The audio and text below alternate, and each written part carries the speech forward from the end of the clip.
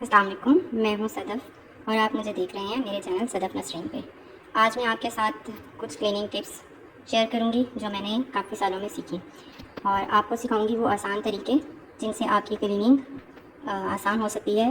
मैं इस बात को जानती हूँ कि क्लीनिंग एक मुश्किल काम है और इसको जितना भी आसान किया जाए ये मुश्किल ही रहती है, लेकिन मैं आज आपके साथ फिर भी ऐसी टिप्स शेयर करूँगी जो इसको कदरे आसान कर दें। तो सबसे पहले मैं आपके साथ शेयर करूँगी फ्लोर क्लीनिंग टिप्स। लाइक वो ऐसी चीज़ें जिनसे आपकी फ्लोर क्लीनिंग अच्छी भी हो सकती है और आसान भी।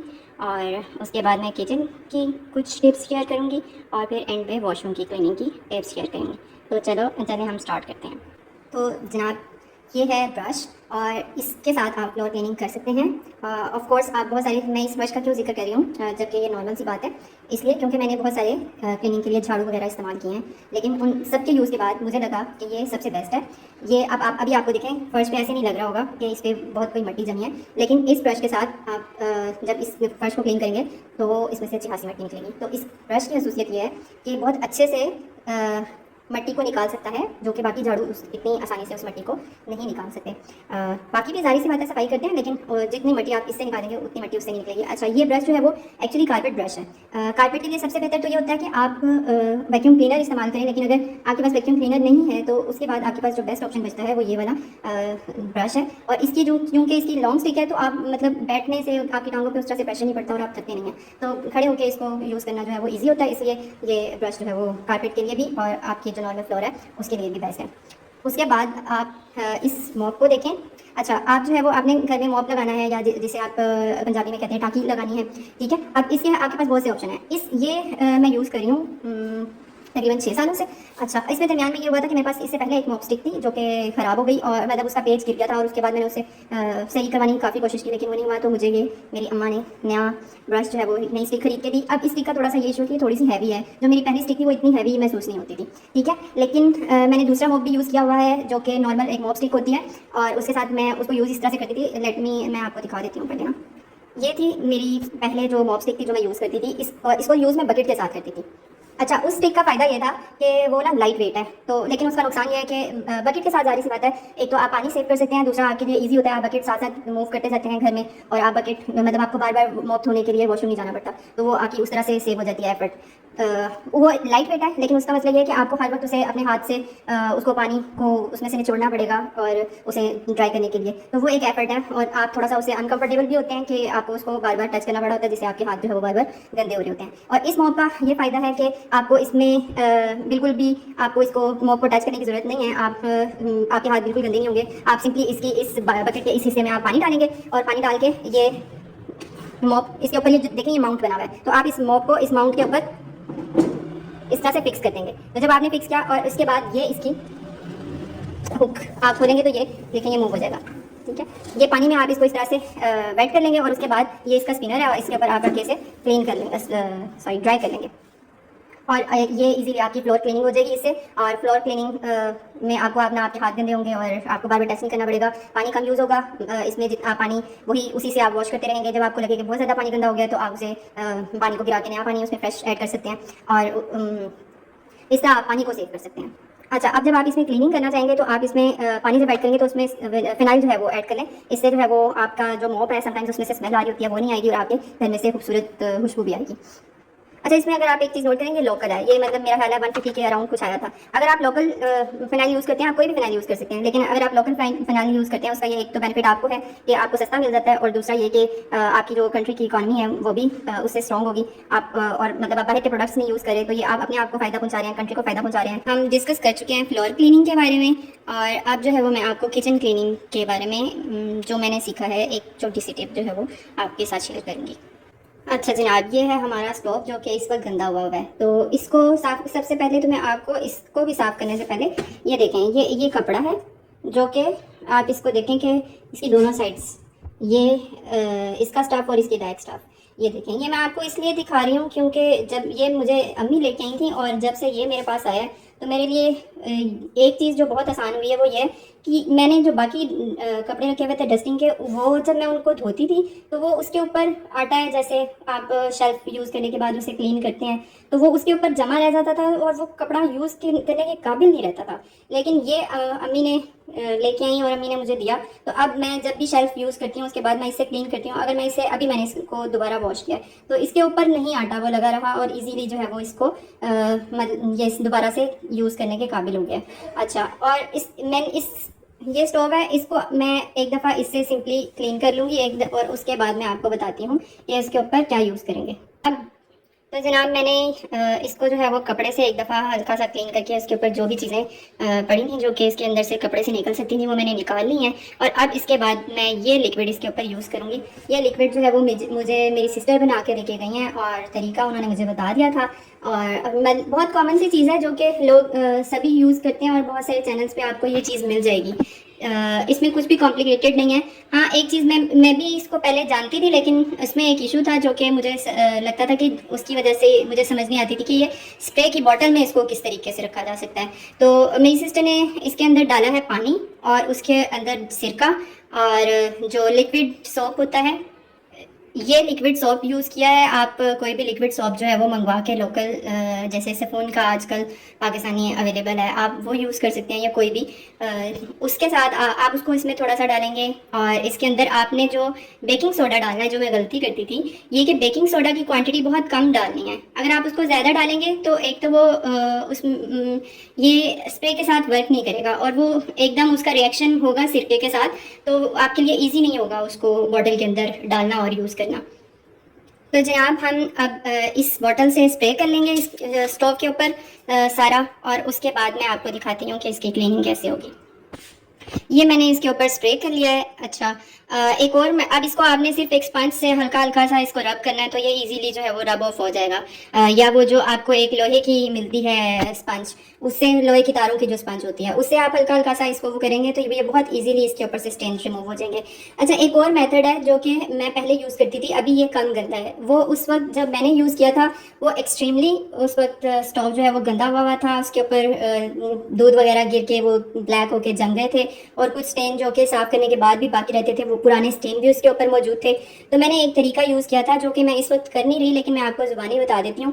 मैंने इस पूरे स्टोव के ऊपर बेकिंग सोडा जो है वो डाला था और बेकिंग सोडा डालने के बाद मैंने उसके ऊपर इसी बॉटल में लेके पानी और सिरका उसको स्प्रे कर लें पानी में सिरका मिक्स करके बॉटल में, और उसके बाद आपने उसके ऊपर वाइप्स रखनी है। जो बेबी वाइप्स नहीं होती वो आपने इस पूरे स्टोव के ऊपर रख देनी है और फैला देनी है, और उसके बाद आपने दोबारा उसे पानी और सिरके का स्प्रे कर देना है और उसको जो है वो आपने ओवरनाइट छोड़ देना है। दरमियान में वो ड्राई हो जाएगा, तो आपने दरमियान में ऐसा करना है, कुछ घंटों के बाद चेक कर लेना, जब आपको लगे ये ड्राई हो रहा है तो आप उसको दोबारा स्प्रे कर दें, वही पानी और सिरका जो आपने मिक्स किया था। और इस तरह से जब आप सुबह आप उसको उन वाइप्स को उठाएंगे तो उसको आपको बिल्कुल भी रब करने की ज़रूरत नहीं है। आप उन्हीं वाइप्स के साथ जस्ट सिंपली आप उनको उसके ऊपर जेंटली उसके ऊपर से रिमूव करेंगे तो उसको आपको रब करने की भी ज़रूरत नहीं है, वो खुद ब खुद जो है वो सारा के सारा उसके ऊपर से उतर जाएगा। ये मैं कर चुकी हुई हूँ और ये मैंने इसलिए किया था क्योंकि उस वक्त मुझे बेकिंग सोडा की अमाउंट का नहीं पता था कि कितनी उसके ऊपर डाली जा सके, लेकिन वो बहुत ज़्यादा गंदा था स्टोव, जिसको क्लीन उस तरीके से ही करना जब आपका स्टोव बहुत गंदा हुआ हो। ये तो मतलब ऐसा नॉर्मल सा गंदा है कि मैं इसे अभी क्लीन करूँगी, ये ईजीली क्लीन हो जाएगा। तो जो पुराने जमे हुए दाग होते हैं उसको आप इजीली उस तरीके से रिमूव कर सकते हैं। जनाब ये तार है जिससे आप जो है वो इसको रब ऑफ करेंगे तो ये इंशाल्लाह इजीली इससे क्लीन हो जाएगा। तो अभी मैं इसको रब करने लगी हूँ। तो जनाब ये हो गया है क्लीन। अब मैं आपको बताऊंगी इन दो चीज़ों के बारे में। ये है स्लैब वाइपर। तो जब आप बर्तन वॉश करें उसके बाद जो आपके स्लैब के इर्द गिर्द पानी होता है आप उसको इजीली इससे क्लीन कर सकते हैं। जब कभी आपने स्लैब्स वॉश करनी हो तो उससे भी उसके बाद भी आप इसको यूज़ कर सकते हैं। इजीली ये पानी को वहाँ से बहुत क्लीनली निकाल देगा। इसके बाद ये पीछे ये आइसक्रीम का डिब्बा है, आप कोई भी डिब्बा यूज़ कर सकते हैं। मैं ये यूज़ करती हूँ, या कोई भी अगर आपका कोई जग टूट गया या कुछ भी उसके अंदर आप ये शॉपिंग बैग डालें और इसे आप यूज़ करें एज अ डस्टबिन।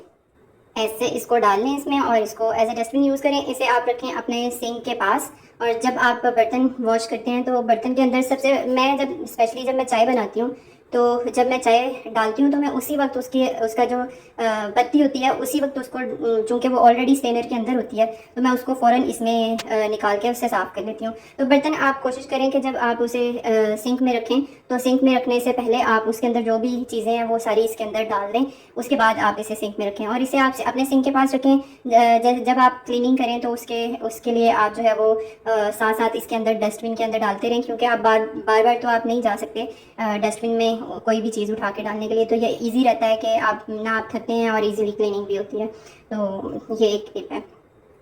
अच्छा, ये एक और टिप है जो कि क्लीनिंग टिप तो नहीं है, लेकिन अब हम किचन में घुस ही आए हैं तो इसके बारे में भी बात कर लेते हैं। मैं जब ऑयल यूज़ करती हूँ ना तो मैं ऑयल, ये अभी तो इसके अंदर विनेगर है, तो जब ये खाली हो जाए तो आप इसको फेंकने के बजाय इसे वॉश करके क्लीन करके रख लें और उसके बाद आप इसके अंदर ऑयल डाल लें। इससे इसका फ़ायदा ये है कि आप देखें इसका जो ये इसके ऊपर आप देखें ये बहुत थोड़ी क्वांटिटी में चीज़ निकलती है। तो आप इससे जब सुबह के टाइम पे स्पेशली नाश्ते के लिए जब मैंने एग वगैरह फ्राई करना होता है, मैं वैसे हंडिया के लिए भी ऑयल इसी में से यूज़ करती हूँ। उससे आपका जो ऑयल है वो उसकी क्वांटिटी बहुत महदूद हो जाती है, आप बेदरेक जो है वो ऑयल यूज़ नहीं करते और इसके आपको हेल्थ बेनिफिट्स भी होते हैं और ऑफ कोर्स आपको फाइनेंशियल बेनिफिट्स भी होते हैं। सबसे पहले तो मैं आपको ऐसी चीज़ें बताऊंगी जिससे आपका वॉशरूम गंदा ही कम हो। तो आप सबसे पहले तो ये कि एक जूता वॉशरूम के बाहर रखें, ताकि जब आप वॉशरूम यूज़ करें तो आपकी जो घर से बाहर की मिट्टी है वो वॉशरूम के अंदर ना जाए। इससे आपका वॉशरूम ज़्यादा देर तक क्लीन रहेगा। उसके बाद ये वाइपर है, ये इसका देखें कि नीचे से इसका साइज़ बिल्कुल स्मॉल है और इसकी जो स्टिक है वो लॉन्ग है। तो आपने ऐसा वाइपर अपने वॉशरूम में, हर वॉशरूम के अंदर सेपरेटली रखना है। और आप अपने घर के लोगों को ये आदत डालें कि जैसे ही वो वॉशरूम यूज़ करें तो उसे 1 मिनट भी नहीं लगता इसमें कि आप उस वाइपर को फ़ौरन यूज़ करके पानी को फ़ौरन ड्रेनेज में डाल दें। इससे भी आपका वॉशरूम जो है वो कम गंदा होगा और साफ़ रहेगा। ओके फ्रेंड्स, ये आपका वॉशरूम की क्लीनिंग का मुख्तसर सा सामान है। अब इसमें ये सर्फ है, मैंने ये देखिए ये बॉटल खाली हुई थी विनेगर की, सॉसेस की जो आपको बॉटल्स मिल जाती हैं, ये खाली हुई थी, उसमें मैंने सर्फ जो है वो उसमें डाल दिया है। और सर्फ डालना आपके लिए वैसे डायरेक्टली शायद थोड़ा सा मुश्किल हो, तो उसके लिए आप ये फ़नल यूज़ कर सकते हैं। इस फ़नल के ज़रिए लेट मी तो ये बॉटल है और इस बॉटल के अंदर आप इस तरह से फ़नल डाल के इसे यूज़ कर सकते हैं। इसके अंदर आप सर्फ डाल लेंगे और इसको यूज़ करना, मैंने इसके अंदर क्यों सर्फ डाला, इसकी कोई स्पेशल वजह है? यस, इसकी स्पेशल वजह है। इसकी स्पेशल वजह यह है कि अगेन जो मैंने आपको ऑयल का बताया था, यही केस जो है वो सर्फ के साथ है। अगर इसके अंदर से सर्फ थोड़ी क्वांटिटी में निकलेगा तो आपके लिए पूरे फर्श के ऊपर, वॉशरूम का जो फ्लोर है, फर्श है, उसके ऊपर इसको सर्फ को स्प्रेड करना आपके लिए इजी होगा। ये इक्वली डिस्ट्रीब्यूट होगा और ये एक जगह पे ज़्यादा नहीं गिरेगा बल्कि हर जगह पे बराबर और थोड़ी क्वांटिटी में गिरेगा। तो वो आपके लिए उसको क्लीन करना इजी हो जाएगा। इक्वली गिरेगा, इक्वली डिस्ट्रीब्यूट होगा तो आपको खुद उसको आगे पीछे नहीं करना पड़ेगा। और इसके लिए क्लीनिंग के लिए, फ्लोर की क्लीनिंग के लिए ब्रश वही जो मैंने आपको दिखाया था पहले, ये ब्रश है। ये बेसिकली ब्रश जो है वो मुझे मेरी एक फ्रेंड समझ लें, उन्होंने बताया था। वो इसको यूज़ करती थी कि वॉशरूम की क्लीनिंग के लिए। तो एक तो बाथरूम का फ्लोर इजीली क्लीन हो जाता है इससे और आपको ज़्यादा एफर्ट नहीं करनी पड़ती, आपको झुकना नहीं पड़ता। तो ये आपके लिए जो है वो क्वाइट कंफर्टेबल और इजी हो जाता है। और ये आपके पास जो है वो टॉयलेट क्लीनर है। इसे आप अगर टाइल्स बहुत ज़्यादा गंदी हो रही हैं आपके वॉशरूम की, तो अगेन आप इसको टाइल्स पे भी यूज़ कर सकते हैं, आप इसको सिंक के लिए भी यूज़ कर सकते हैं। ये दोनों ऑप्शंस आपके पास मौजूद हैं, चाहे आप सर्फ यूज़ कर लें सब चीज़ों के लिए, या चाहे आप ये टॉयलेट क्लीनर यूज़ कर लें। मैंने बाकी सब क्लीनर्स भी यूज़ करके देखे हैं। ये इसके बहुत से फ़ायदे हैं। ये एक तो क्लीन बाकी जो क्लीनर है उनकी निस्बत ज़्यादा अच्छा साफ़ करता है। और दूसरा इसकी ये आपको कम प्राइस में भी मिल जाता है, ये लोकल है, ठीक है। ये आपको उसकी निस्बत अगर आप देखें तो ये कम प्राइस में आपको अवेलेबल होता है। इसकी क्लीनिंग भी अच्छी है, कम प्राइस में भी मिल रहा है, लोकल है। अगेन वही आप अपने कंट्री के इकोनॉमिक्स कंडीशंस को भी देख रहे हैं। इस सूरत में आपकी अपनी घर के फाइनेंस और आपके कंट्री के फाइनेंस दोनों इन कंट्रोल होंगे। आप ये सोच रहे होंगे कि इतनी छोटी सी चीज़ से कंट्री के फाइनेंसिस कैसे कंट्रोल होंगे, तो जो छोटी छोटी चीज़ें होती हैं वही मिलकर बड़ी चीज़ें बनाती हैं। तो किसी भी चीज़ को छोटा नहीं समझना चाहिए। अच्छा, अब ये जब मैंने टॉयलेट क्लीनर लिया था तो इसके ऊपर ये लिड नहीं था। ये जो मेरा पिछला टॉयलेट क्लीनर था उसके ऊपर ये लिड था, लेकिन मैंने उसके ऊपर से हटा के इसके ऊपर इसलिए फॉर द सेम रीज़न जो मैंने सर्फ के लिए आपको बताई और ऑयल के लिए, कि इससे एक तो ये कि इसकी नोज़ल देखें छोटी है, तो इसमें से जो है वो कम क्लीनर निकलेगा, ज़्यादा नहीं निकलेगा। आपके लिए हर जगह पे इसको स्प्रेड करना ईजी होगा, कम क्वांटिटी यूज़ होगी और स्प्रेड भी जो है वो इक्वली हो जाएगा।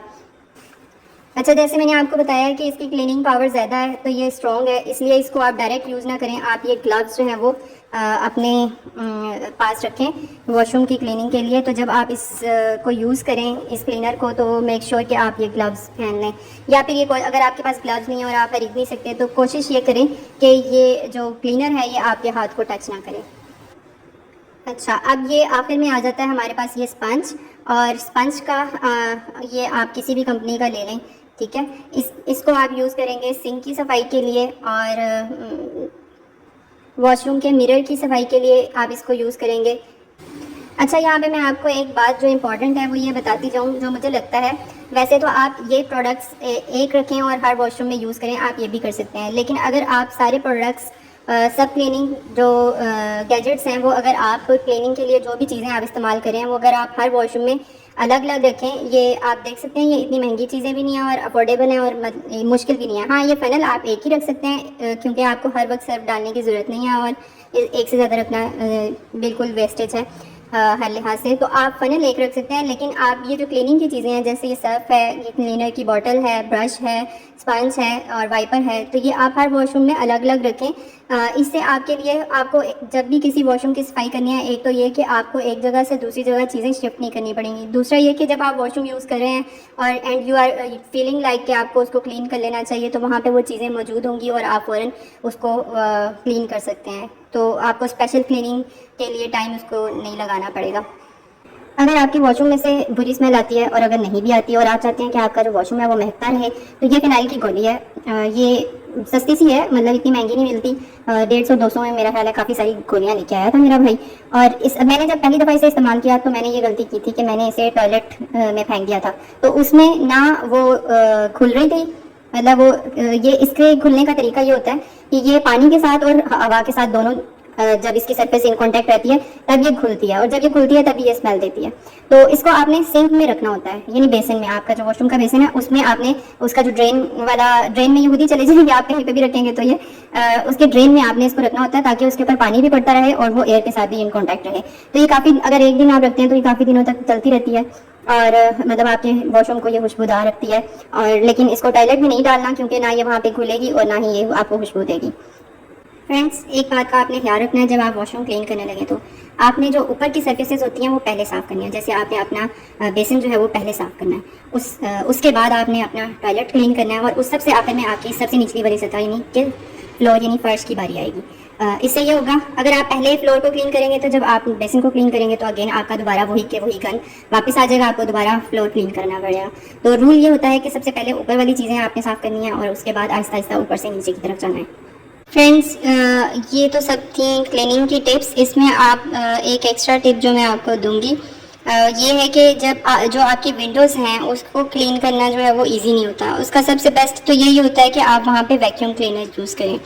अगर आपके पास वैक्यूम क्लीनर नहीं है तो ये ब्रश जो है वो इजीली उसकी सफाई कर देता है। जो आपका दांत साफ़ करने वाला ब्रश होता है वो भी इस्तेमाल कर सकते हैं, लेकिन उसका साइज़ जो है वो बहुत छोटा होता है, तो आप विंडो क्लीन करते करते आप खुद ख़त्म हो जाएंगे। तो अपने आप को ख़त्म होने से बचाने के लिए इसका साइज़ थोड़ा सा बेहतर है और ये इजीली विंडो के अंदर जो भी मट्टी वगैरह फंसी हुई होती है उसको क्लीन करने के लिए इजी इस्तेमाल हो सकता है और ये काफ़ी रीज़नेबल अमाउंट में आपको बाज़ार से मिल भी जाता है। तो ये थी आज की हमारी क्लीनिंग टिप। आई होप कि आपको वीडियो पसंद आई होगी। अगर आपको पसंद आई है तो इसे लाइक कर दें और अपने फ्रेंड्स और फैमिली के साथ शेयर कर दें और मेरे चैनल को सब्सक्राइब कर दें।